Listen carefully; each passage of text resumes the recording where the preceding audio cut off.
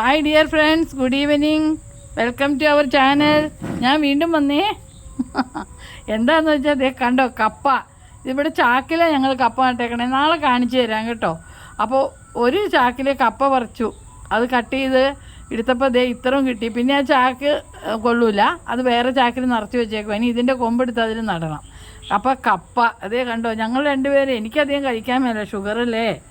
അപ്പോൾ അച്ഛനും കഴിച്ചാൽ എത്ര ദിവസം തീരുമെന്ന് അറിയില്ല. ഈ കഴിഞ്ഞ ആഴ്ച പിള്ളേർ വന്നാൽ ഇക്കൊല്ലം ഈ ആഴ്ച വരില്ലായിരിക്കും.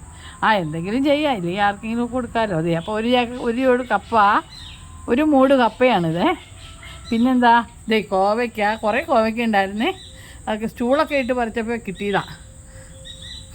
കോവലിൻ്റെ പന്തലും കാണിച്ചു തരാം കേട്ടോ. പിന്നെ ദേ ഒരു ചേന, 2 ചേമ്പ് പറിക്കാറായില്ല, സൈഡിൽ നിന്ന് കട്ട് ചെയ്തെടുത്തതാണ്. അപ്പം നാളെ മോരുകറി വെക്കാമെന്ന് വിചാരിച്ചു.